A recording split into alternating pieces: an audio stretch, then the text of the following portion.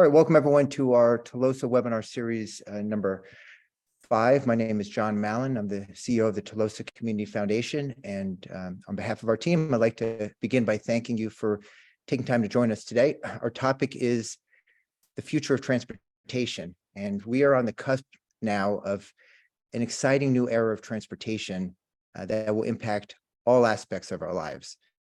And today we will discuss transportation where mobility is safer, is more efficient, accessible, affordable, and exciting. Historically, to give some context, transportation systems and the technology of the day help shape the design of cities and the quality of life for people. For example, Paris was an early walkable city with a focus on the public space and water access. Venice, with the gondolas and the canal system, is set up such that everything is transported by water. London introduced the first underground rail system in the world in 1863 to help reduce street congestion. Chicago had the world's largest streetcar system with over 3,200 cars. And Atlanta and many other large U.S. cities today grew with the construction of the interstate highways and mass car adoption, which improved roads and business opportunities. At the same time, these technologies brought benefits and trade-offs. The new highway systems split and divided cities, separating people. Also, the growth of cities and planning decisions brought more traffic congestion, urban sprawl, safety issues, and more emissions. So there are potential trade-offs. So long-range planning is critical to solve for this. And just as carts and horses and railroads and cars have impacted the previous and current city design, new forms of transportation, which you'll hear about, autonomous cars, shared vehicles, eVTOLs, and other new forms of transportation will impact how we work and live in the future. Our vision is to realize the many benefits that new transportation systems can bring. The savings in time, cost, improved sustainability, more accessibility, less congestion, greater energy efficiency, better land use, less emissions, and stronger communities, and more. And we want to create a city for everyone, where transportation and the city design brings people together, where people can work where they live, where we can reduce commute time and the availability of goods and services with increased quality of life for everyone. And we want to hear from you as part of the community. We like to encourage everyone to join our Telosa Community Network to engage and share ideas with the community and our team. We have a slide that has a QR code to access and join, and we'll continue the conversation there, but I do want to make mention of that up front as we get ready to start the program. So to start the program, we have, if we move ahead, very exciting. Here's the QR code. Here it is. Very exciting group of expert speakers and entrepreneurs with us today to cover a range of topics. The design goals for 15-minute neighborhoods, the principles of Telosa to shape future cities and benefit today's cities, the infrastructure that will enable transportation innovations and advanced mobility that will transform how we live. And you'll hear about the most exciting transportation innovations that you'll be able to experience for yourself and enjoy in cities very soon. The new era of transportation is really here. So with that, it's a real pleasure to introduce our first speaker, Marc Lore, a serial entrepreneur, former CEO of Walmart.com, and the chairman of the Telosa Community Foundation. I've known Marc for over 30 years now, and I've seen the impact Marc can make. He's been able to very uniquely identify inefficiencies and opportunities in logistics, the service model and design and other areas, and create solutions that contribute to a higher quality of life.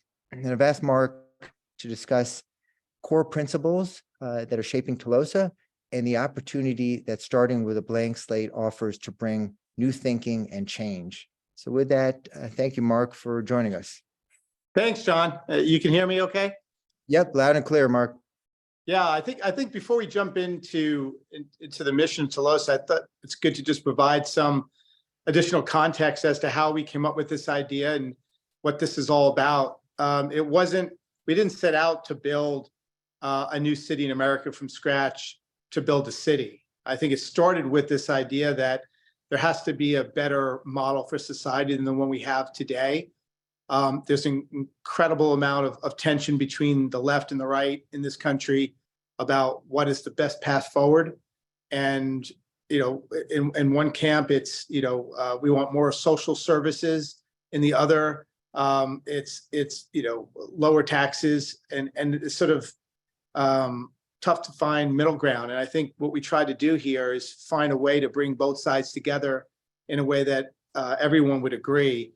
And that is to be able to provide these incredible social services as some of the socialist economic countries in the world do today without having to pay for it with increasing taxes. And the idea that we came up with was inspired by a book called Progress and Poverty by Henry George, a late 18th century economist. And he basically proved that the real problem is land ownership. And therefore, we set out as a community foundation of Telosa to go and buy and acquire land, own it as the foundation, as a not-for-profit. And then as a city was built on this land, we would give back all the appreciation of the land back to its citizens in the form of advanced social services. So imagine buying relatively worthless land, building a city of millions of people. The land would appreciate, and then the community foundation would then sell the land, create an endowment, and from that endowment invest in education, medical care, jobs training, affordable housing. And we felt like this model could work if everybody came together to move to this relatively worthless land day one to create real value that we can give back. So the mission started out really about how do you create a more equitable society. And then as we started to think through what it would take to build a city from scratch, we also felt it was a great opportunity to, at the same time, also create the most sustainable city in the world. And so that's where we came up with the mission of creating a more equitable and sustainable future. The big vision is, as you see here, is to really set a new standard for urban living by expanding human potential and becoming a blueprint for future generations. So the idea is yes, to prove that this city and new model can work, but more importantly, to be able to inspire other cities to use this model to improve the standard of living across the globe. And that's the big vision. We felt like it was really important to ground the city in a set of values. So Telosa aims to be the most open, the most fair, the most inclusive city in the world. And these are values that we hold very dear and we believe in strongly, and think it will lead to people feeling empowered and feel a sense of pride in the city that they live, and hopefully donate to the community foundation, create a virtuous flywheel that allows people to continue to give back to the foundation, and the foundation in turn to provide even greater services back to its citizens. And so we think this is a new model we're very excited about, but it's definitely grounded and starts with people at the center. I think we have a really unique opportunity here with a clean slate to do some things that are, quite frankly, impossible to do in existing cities. We could certainly be, much more efficient in how we design it. And when it comes to transportation in particular, which I know is the topic of the conversation today, autonomous vehicles become much easier to implement in an environment where you're starting from scratch. That is the biggest problem with autonomous vehicles. It's very easy to have autonomous vehicles in a city from scratch. You would basically just build and line the roads. You'd make them much narrower, make it much more walkable, and it would be very, very easy to implement. It would be very safe. The problem today is just combining autonomous vehicles with vehicles that are already on the road. That's where the the complexities occur, and it occurs in the long tail. But if you design it from scratch, it becomes much easier. Same thing goes for eVTOLs, the ability to transport people. If you're building it from scratch, you're able to build the right locations for the eVTOLs to take off and land, to move people around. Building a high-speed underground transportation system, or Skytrans.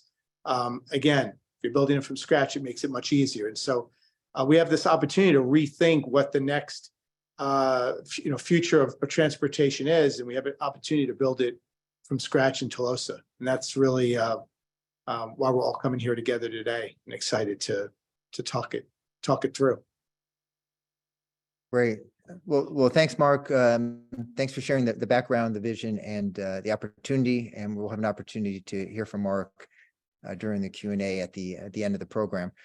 So with that, let me turn it over to Carl Eppich, who is an advisor to the Telosa Community Network for the last 2 years. Carl is an urban and community planner with extensive experience in the private sector, nonprofit, and local and state government level, focusing on transportation, land use, and economic impact.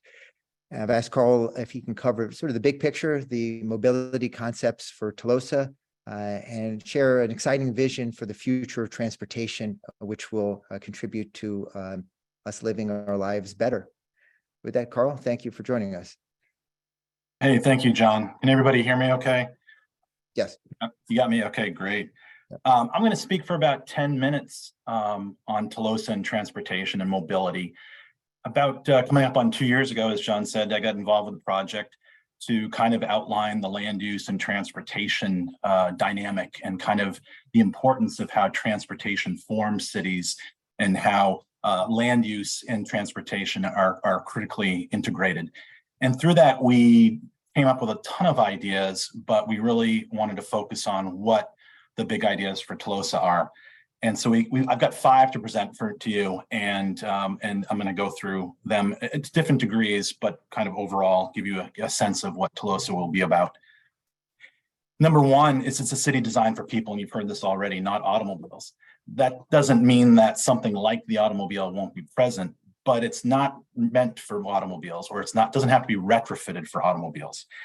Automobiles are, historically known as the world's most underutilized asset, because they sit for about 92% of their time. It costs the average car owner, you consider it being an owner, about $12,500 a year, and an SUV can be more like $14,500 a year.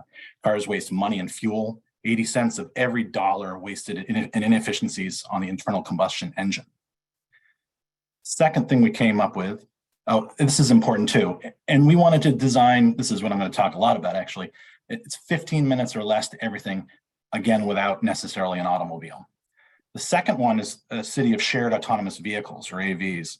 Shared autonomous vehicles, no cars or visitors vehicles in the city. This is a little bit controversial, and it's something that sets us apart from other cities. But the idea would be that this would be designed to accommodate shared autonomous vehicles, and also things that are driven by humans, like bikes and slow-moving vehicles, but not necessarily driven by people in the city. It's a city whose transportation is independent of burning carbon. 53,000 Americans die prematurely from vehicle emissions every year. It's a city planned with vertical transportation separation. And Mark kind of alluded to this a little bit, both in the air and underground. We want to be able to move people above ground in quieter electric vehicles, eVTOLs, but also to move goods, freight, everything that supports the city underground or hidden from view. So it kind of creates a different calm environment on the ground level for people, where the people are. It's a city with all moving vehicles connected and intelligent, connected by AI. And this is something that Jeff's going to get into here. It's really meant to be a place that is not a smart city purely, but that it's enabled by technology. And I'll get into that a little bit. We still see things like bikes, e-bikes, human-powered vehicles, and things that are smaller cars, but like cars, but not cars. So this is a vision of kind of what a street for everyone looks like today. This is Market Street in San Francisco. And this is a place that, represents the new era that we're looking for in Telosa. It's a city that's for people. And this is a place that's got people-centric design, safe, quiet, and pleasant, while simultaneously being invigorating, walkable, place that's sustainable, and really just overall a place that provides access to people for wherever they are, wherever they want to get to, and can be replicated in the future, like this scene here in San Francisco, but maybe looks more like a futuristic place. Lastly, it's active and inclusive. Again, this is one of our key principles, to be an inclusive place. This may be something more like what that scene looks like in a future city on the ground level in Telosa. This image was not created for Telosa, though. This is created for the Toyota's Woven City project. And it's really about creating a higher quality of life with greater equality of opportunity for everyone. Hopefully, so some of these slides are meant to go pretty quickly through, but this is an image, a concept image of what the inner city of Telosa would look like, where getting around day to day is convenient and fun. Yeah. I think this is the convention center in this drawing. This is done by BIG, one of our partners. But more pertinent to the discussion right now is transportation and the mobility gateway. This is kind of a key section of the city. Transportation would be throughout, but this drawing shows a mobility hub, a mobility gateway. The large silver tube is a Hyperloop, and you can see kind of these platforms on the inside there that represent places where eVTOLs and other aerial, smaller, short-range vehicles could come and go from. It could also be things like buses, e-bikes, and places that everybody can get to. But again, you don't see a lot of vehicles that are like cars on the ground here. There would be vehicles that come and go from here, but mostly on a mass transportation offering. And the way that this mobility gateway works is kind of it's a layered structure. Skypods, again, as we've conceptualized here, land at the upper layers, the outside.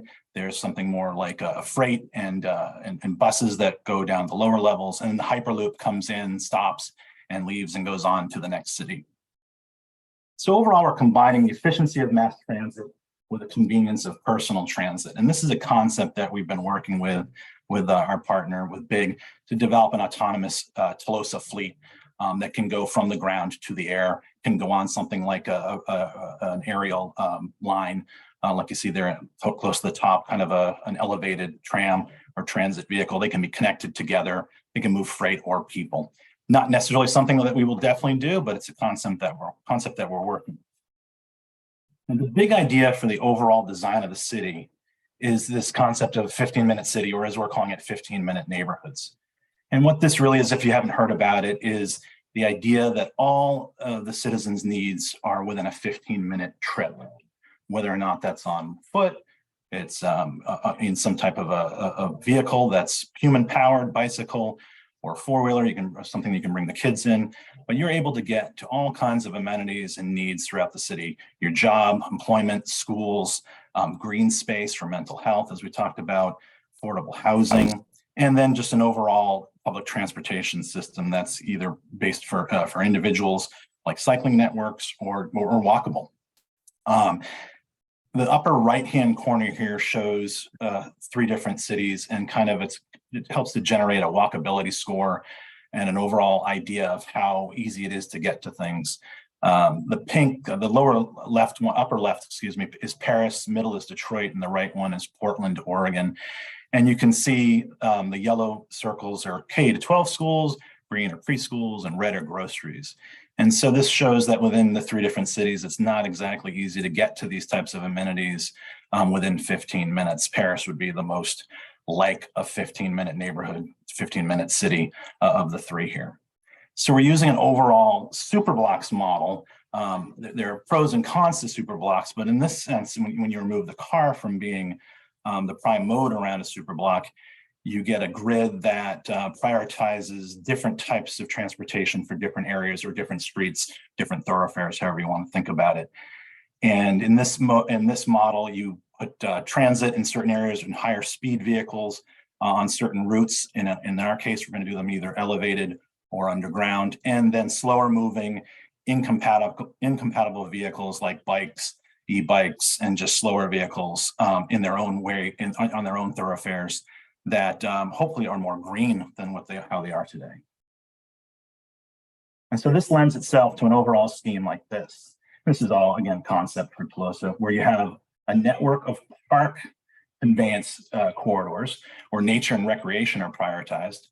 And then you have areas that are, and this is the orange one, that are faster, either aerial or underground for mass transit on those routes. Medium in this more tan color, which is a local transit kind of, more of trying to get one side of town to the other. And then slow micro mobility, which would be, again, e-bikes, slower moving vehicles, but still overall, you're getting around the city faster than in New York, say at a 12 to 15 mile per hour pace versus, during rush hour in New York, you're lucky to move 2 miles an hour. And the way we break this up, again, is by 15-minute districts or the super block. And this, again, shows the 4 different schemes. This is designed to be roughly 10,000 feet by 10,000 feet. Not necessarily perfectly square as it's shown here. We might want to design it to bend and flow with the landscape, but you get the overall idea. Within each of these districts, it's broken down into 4 neighborhoods, which you can walk from one end to the other in about 8 minutes, about 5,000 feet. That's a pretty brisk walk, actually, but you get the idea that it's scaled for different types of mobility. And then each of these is comprised of 4 different communities where you can theoretically get around on a 5-minute walk. This picture just shows the 15-minute city concept, kind of a little bit more drawn out. This is the center of Telosa here in the middle, and it shows the linking of one 5-minute city or 5-minute community to get around to other parts of the city would be fairly simple, either again on some sort of a bike, human-powered corridor, or you can go on some type of a faster vehicle if you're getting, if you need to go multiple districts away. And the overall idea of the 15-minute city design is that it promotes active and sustainable modes of transportation with 0 emissions and all autonomous vehicles. And this is something, again, as I mentioned, in our top 5 big ideas. We did some metrics on traditional cities, and this is a little bit bulky to go through, but basically what this talks about is we found out that, the average travel time to work these days is about 27 minutes. And again, we're trying to design a place where everyone can get to work within 15 minutes or less. Employed persons walking to work being the key piece here, of a percentage of people that can actually walk to work, it's something like 3%. Places where people live have walkability index scores between 0 here, walkable, and 20 most walkable. People generally are lucky if they live in a place that's walkable. Job access score, 0 least access to job with 10 most access to jobs. Most people have a very low, 3 is what we found out through our research. And then compact neighborhood score, 0 being the least dense and walkable, and 10 being the most dense and walkable. Currently, on average, it's about a 3. Yeah, I'm almost at the end. We kind of covered this one. This one, Mark already showing the underground aspects of the city and the overall scheme. Again, we're designing a city that's not closed. Well, a better way to put it is that it's open, fair, and inclusive. And this is our transition to Jeff here. How is this all going to happen with autonomous vehicles and getting people around depending on traffic? We're developing a smart mobility offering. This is something very familiar to what we do on our phones today with looking at traffic and looking at the availability of transit, but much more sophisticated by looking at different modes. Overall, again, it's going to be a city of shared electric vehicles. We'll have vehicles that look something like this, onesie, twosie, pedal powered or electric assisted, or the more traditional e-bike, 0 emissions, electric autonomous vehicles.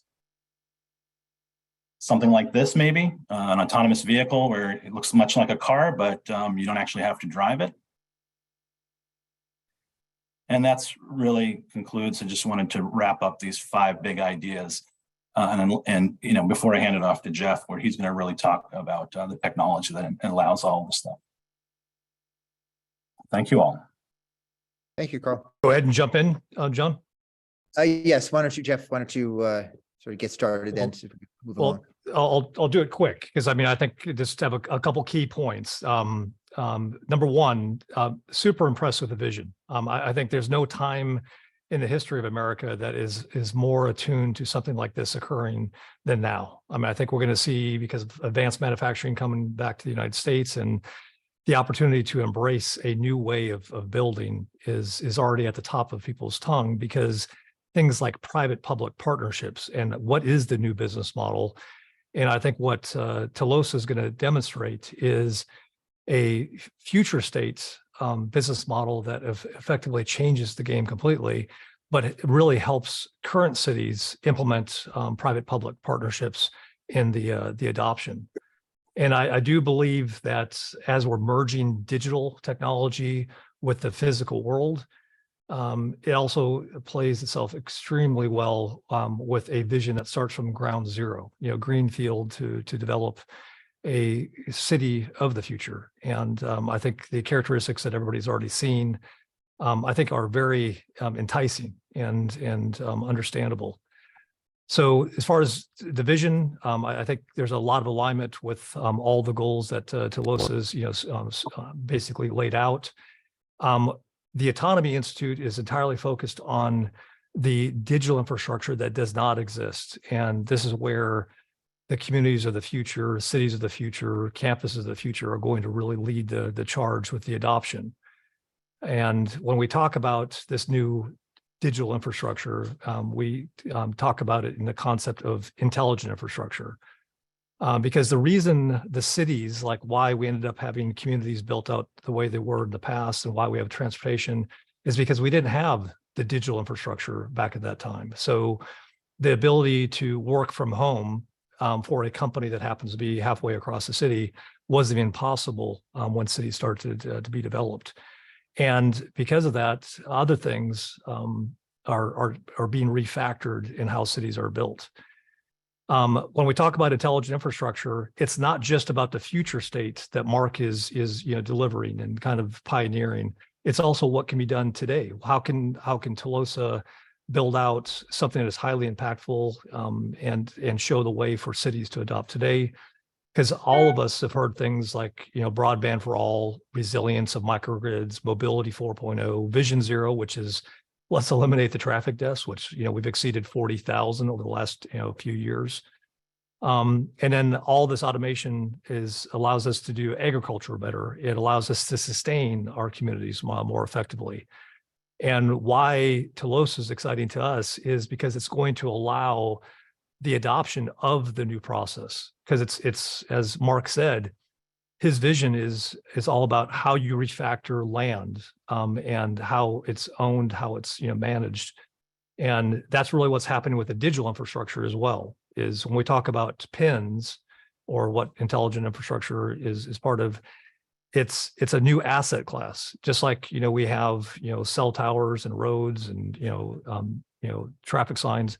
All of that is infrastructure that's been adopted over time. Intelligent infrastructure is going to be that digital that's up close and personal to our community, but it's going to create new asset classes, new property, new services. And those new services are ideally suited to the vision of what Telosa is building, which is a community that is built off of data and services for the community across all the board, where when they talk about Eisenhower's vision for interstate highways was obviously highly impactful in a very positive way to the nation, but it also had many negative impacts on the community. In fact, a lot of people say, interstate highways created scars across our communities. Well, visions like Telosa and the incorporation of intelligent infrastructure basically goes from scars to communities, because the infrastructure goes everywhere. It's not just the west side, not the east side, north side. It's across the board. And it enables all the advanced services like broadband and advanced services. It also enables what we call the automated mobility districts. So this is a term that National NREL, the DOE's vision of a more sustainable energy grid. They see automation highly effective to reduce congestion, optimize mobility, and really make it far more personal. And this is a vision that's shared by Telosa, and this is actually a picture from Hyundai's vision of the future as well. And what intelligent infrastructure also delivers, especially on communities like this, is what are distributed work centers. So there's a pioneer for this whole concept named Michael Shear, which has been pushing for over a decade the concept of distributed work centers, where you can work and play across the community. And you don't necessarily have to go into a building downtown because of the way that digital infrastructure provides that continuity.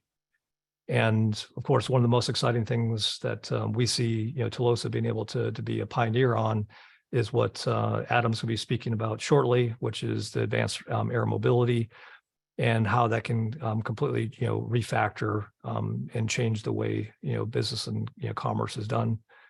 It also, advanced air mobility totally changes the game on public safety emergency management, because you can automate so many things that, in a non, kind of future state city is very difficult to do.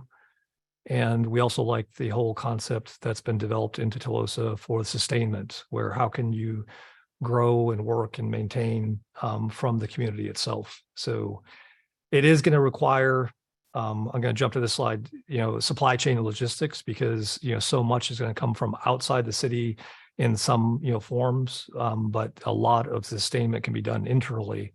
But addressing supply chain and logistics will be a big deal.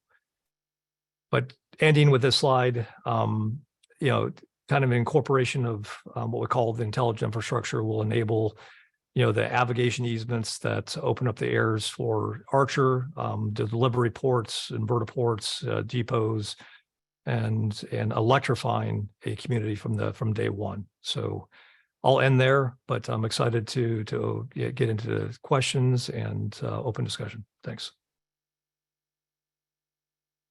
Great. Okay, with that, thank you, Jeff, and welcome, Adam. Thanks for joining us. Adam, founder, CEO of Archer Aviation, as Jeff mentioned, really pioneering in the area of advanced aerial mobility. Very excited to have you join us today. Thanks, Adam. Thanks. So I will share my screen, dive in.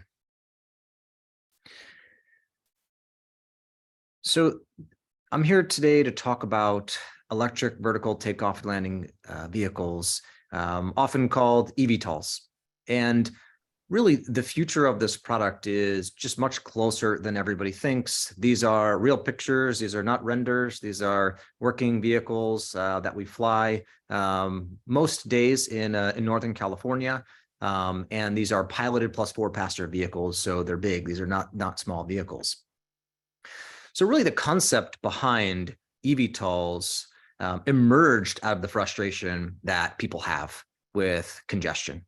And so today you've seen this challenge as the majority of people live in cities. It's around 55%, and that number is expected to continue to grow.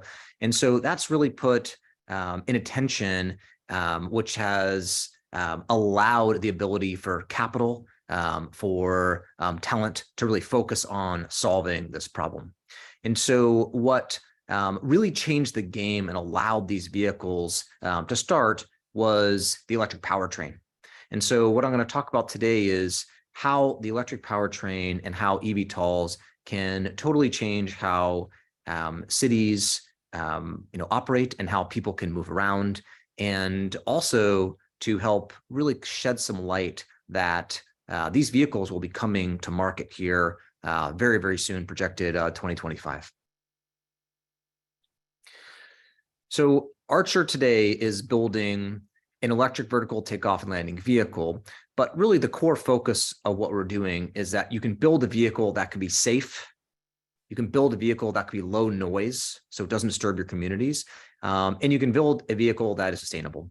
And so these are aircraft that will be used on an everyday basis in and around cities. And as we're talking about today, cities can be designed around the use case of them, making them really accessible to people, to all people.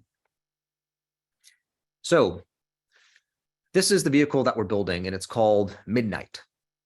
This is a plane that is based on today's technologies. So things like batteries that exist today, electric motors that we've built. So this is not dependent on future technologies that there's some giant leap that we're waiting for. This is all being built on stuff that's available today. And so the Midnight vehicle has been built to fly up to 100 miles, but we optimize the plane for 20 to 50 mile trips. So this concept of urban air mobility is one where you can fly from one end of a city to the other end of a city very, very quickly. A trip that used to take 60 minutes, 90 minutes, 120 minutes, that can now take 5 minutes or 10 minutes. And so these vehicles are not going to be used for regional transport. So we're not talking New York to Boston. We're more talking New York City to JFK, those type of routes. So your 20 to 50 mile type of routes. And based on the capabilities of these vehicles, you can fly these missions back to back with very minimal charging time. And so it's not like you take a flight and then these vehicles have to sit on the ground in charge for an hour or 2 hours. The typical mission profile that we will fly is one of these less than 50 mile type of trips where the charge time between each flights is as low as 10 minutes. And so really you can charge the vehicles during loading and unloading of passengers when you're having new folks come in. And these vehicles fly 150 miles per hour. And as of today can carry around 1,000 pounds of payload. So which is about a pilot plus 4 passengers. Now, as batteries improve, these vehicles will see substantial improvements in their performance. So there are tens of billions of dollars being poured into batteries today, which are only making these vehicles more and more exciting, as that's the key fuel that's going to keep increasing the performance. Now, these vehicles have 3 huge advantages besides being just sustainable that are totally game changing. And I think it's probably the most important things to understand of why this category is going to be a big category and how these electric vehicles are going to come to market, and you'll be able to use them here within the next several years. So the first one is around safety. So a helicopter is a great comparison to these vehicles, and helicopters will typically have 200 to 300 single points of failure, but these vehicles are multi-rotor. And so electric motors can scale down very efficiently. And so you can build a vehicle that doesn't just have one single point of failure, like one big motor or rotor, but we have on our vehicle 12 individual motors and propellers that can have failures and still fly fine. So you can lose 1, 2, 3, 4 sets of propellers or motors and still fly these vehicles fine. And so it gives you safety levels that you can build to, which are going to be very similar to the safety levels that you see in today's large commercial aircraft. So the big 787s and 777s and A320s. So that's just unprecedented for small aircraft. And then the second one is really around noise. So the noise profile of these vehicles are very, very critical if you want to scale them in cities. So nobody wants a loud buzzing vehicle over their head where it's disruptive to your day. The beauty behind these electric vehicles are because you can dramatically scale down the size of the electric engines, you can also scale down and really choose the size of the propellers. And so you can choose them to spin at much lower speeds, which creates a much lower noise profile. So you can imagine in the future where you have Telosa, you can have many vehicles flying around and they will not be disturbing to anybody on the ground. So we do flight tests almost every day in California. You can come see these vehicles fly and you can hear them or not hear them, which is what's probably the most exciting part about these vehicles. And then the third one is from a cost perspective. So because these vehicles are electric, they're much more simple to maintain. And so maintenance is a very, very large cost for helicopters. And so you can build these vehicles at much lower levels from a cost perspective, but you can also maintain them at much lower levels. And so from the very early days of launching these vehicles at low scale, they will come to market at prices that are going to be competitive to rideshare. So you can choose to take an Uber from Manhattan to JFK, which will take you 90 minutes in a car, cost you roughly $100, or you'll be able to fly there in 5-10 minutes for the same price. So it is a really exciting time. And the question then becomes, okay, well, when will this happen and how will we start to see this get woven into the fabric subsidies and consumer adoption and acceptance really start to take place? So there's three big kind of categories or sort of steps that we're going through.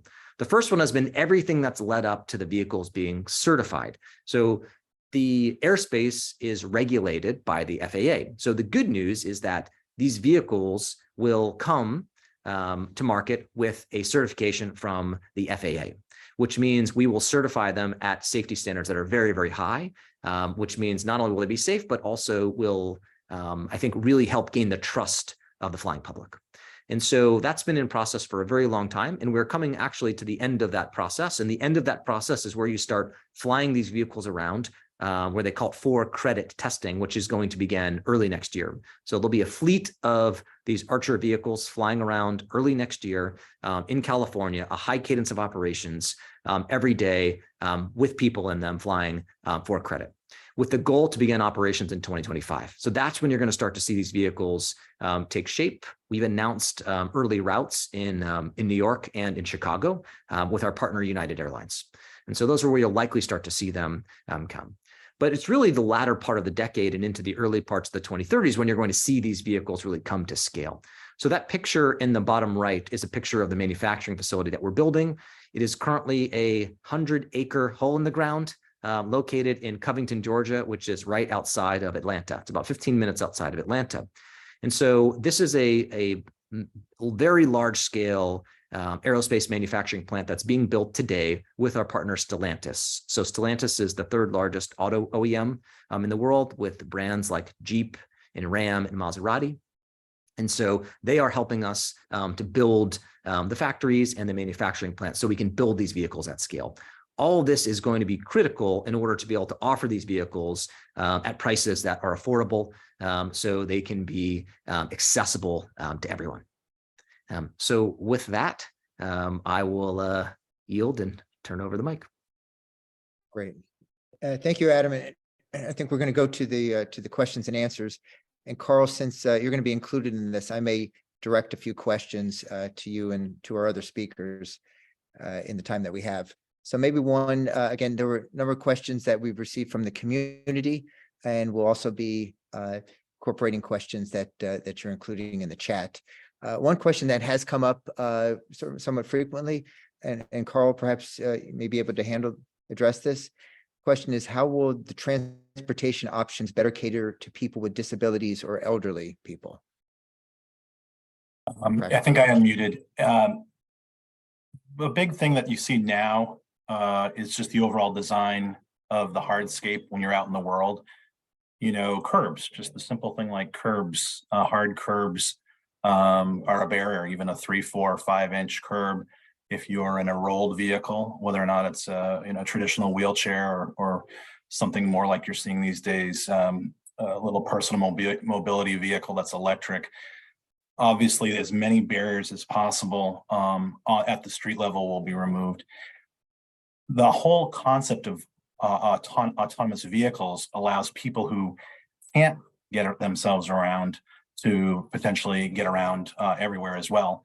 So a couple of things, you know, the micro at the street level or the micro level, removing barriers for wheeled vehicles, providing options with electric vehicles and autonomous vehicles to move people throughout the city.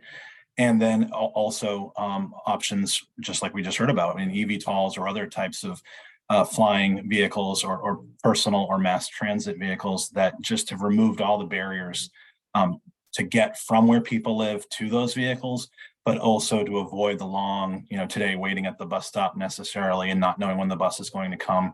You, in theory, would be able to go on a device and call a vehicle, shared vehicle, and when you get down, say if you're in a multi-level building, get right down to the curb and that vehicle is there, just because the vehicle that was going by is the one that actually stops because you've sent out to the network that you need a ride, and then that vehicle is actually going in the direction that you're going. So it's things like that where the data is aggregated by on-demand calls from devices, presents you with the vehicle that'll be at your location as fast as possible and is going in the direction that you're going. Or you can get something more like a personal taxi or an Uber, something like that. The fact that the matter is that there's options and that they're all on demand. Great. No matter your abilities, really. Great. Thank you, Carl. Again, another question will be, let's say we have quite a few questions here, but one perhaps for you, Jeff, that question is there something that we can learn about the efficiency from other countries like Germany and countries in Europe, where the trains run in time, or the commuting times are shorter, or congestion is less of a problem than it is in American cities? Well, I mean, there's always lessons to learn, from other groups. But I'd say what Singapore's been able to do, what obviously Japan's doing with the Woven City, they're getting a lot of lessons learned already on how they're looking to design that. I'd say China has done an exceptional job incorporating digital infrastructure. I think to a degree that we as a nation would not want to see, but they have done an incredible job optimizing how traffic moves around and how people communicate. But very specific to intelligent infrastructure, there's the Cortina corridor that was designed, built, and already deployed in preparation for the Winter Olympics in Italy. And that 80-mile corridor has intelligent infrastructure down the entire region to keep it safe, optimized, and really, make it vibrant for in preparation for the Olympics. Great. Thank you for that. Question for Adam relates to the type of infrastructure that's needed to support a fleet of eVTOLs, and question whether the investment required for the infrastructure may make deployment outside of the big cities less likely in the near term. That's a great question. So the good news about these vehicles are they're actually relatively small. So the Midnight vehicle that we're building is a 6,500 pound vehicle. And to put that in perspective, a Tesla Model X weighs about 5,500 pounds. So the regulations will require that there is a landing spot as well as some safety zone that's targeted to make sure that the operations are done properly. But the wingspan of the vehicles are around 50 feet. So it's actually relatively small. Now, the main parts of infrastructure that are needed to kick off the operations will be around charging. And so the good news is that we use similar types of charging infrastructure that the EVs are using. So typical 2C fast charging is very similar. So infrastructure is definitely going to be one of the pacing items for the industry. But again, the requirements and the capital investments for what we're looking to do are actually, I think, pretty reasonable. And if you were to design a city from the beginning, it would be, much lower cost, and you can plan them out in a much more efficient way than trying to stick them in the landing pads into cities today. So Manhattan is a great example. There's just very limited places where you could actually, set up operations to do this. The good news is there's already helicopters operating, and we can go to market using existing helicopter infrastructure. So in Manhattan, there's 3 very active heliports, one on the west side, one on the east side, and one down in Wall Street. So that's a great example of where you could start operations and scale from there. Great. Thank you, Adam. A question for Marc. Marc, you've built major businesses based on efficiency and improved logistics. What are you most excited about in transportation that can improve quality of life in the future? Yeah, I think we said that people are put at the center.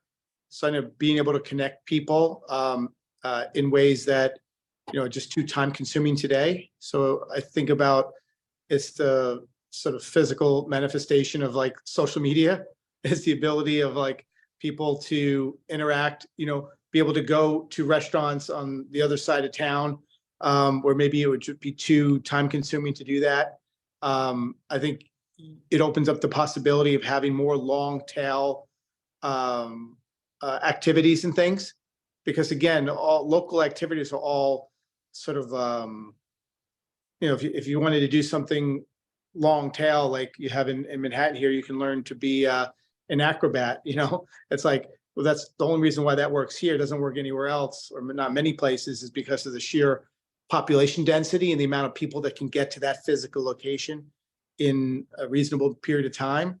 Well, what if you were able to get to a particular location in a much shorter, more reasonable period of time? that opens up access to a much larger population of people that can come to a local event, a local restaurant, local experience, or what have you. And so it allows people to open up much more long tail experiences, opportunities, restaurants, cuisines that maybe would not, work in a certain area because there just wasn't enough population interested in that cuisine.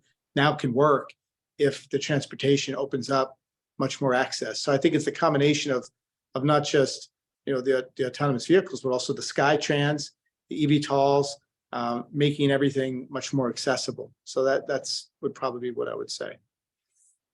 Okay, we're coming close to the top of the hour, so maybe just try and work in a last question or so. A question regarding AI, and perhaps the AI in as you incorporate it into infrastructure and what that may enable. Maybe Jeff, this is in your bailiwick. Well, I think all of us have seen the power and the fear that people have for AI. I'd say that communities in the vision like Telosa is very conducive to incorporate AI and all these agents to be highly productive and incorporate and beneficial to the community. But it's because the AI is going to be running on the intelligent infrastructure in the community, not in some distant cloud. So I think that's going to be a key piece to make people comfortable, is that the rules, the policies, the legislation about how AI can be incorporated is going to be controlled by the foundation or the private-public partnership that's established in the region. And I think that's where the power will be used for good. Great. With that, I want to be respectful of everyone's time, since we're getting close to the top of the hour, perhaps this is the closing message, and I'll mention that we will work to address any questions that you've included in the chat, and we'll ask those that have joined the Telosa Community Network to share questions, and we will address those. We'll put together an FAQ so we can respond to all of your questions. I do want to thank all of our speakers, Mark, Adam, Jeff, and Carl, for sharing their insights on the exciting new innovations in transportation, advanced mobility, and design that are shaping our cities and will bring new opportunities and improve quality of life. I want to also thank Polco, our partner on community engagement, for the survey work and some of the data analysis, and architect firm BIG on the renderings and the architectural vision. And very importantly, I want to thank everyone here, all of you, our community, for joining today. Hope you found the discussion engaging and exciting, and learned something of interest and what's possible, starting with a clean slate. And we would really appreciate if you can take a moment to complete a brief survey. See if we can get that into the chat. We'll also make that available on the Telosa Community Network. But we do want to hear from you and get your feedback on a series of design questions that are relevant to this discussion. So again, I'd like to encourage everyone to join the Telosa Community Network, again, with the QR code, and this will allow you to continue to be kept informed of future events and to engage in the discussion. Again, we will address the questions that we didn't have time for today. We look forward to continuing the dialogue with you, and really want to thank you for the time, and look forward to working together, and thank everyone for joining. So with that, unless there are any other comments from any of our speakers, I will give you a moment. If you have anything to say, then I will thank everyone, and we will conclude the recording here. Thank you, everyone. Thank you. Thank you. Thank you Have a good day. very much. Thanks, everyone.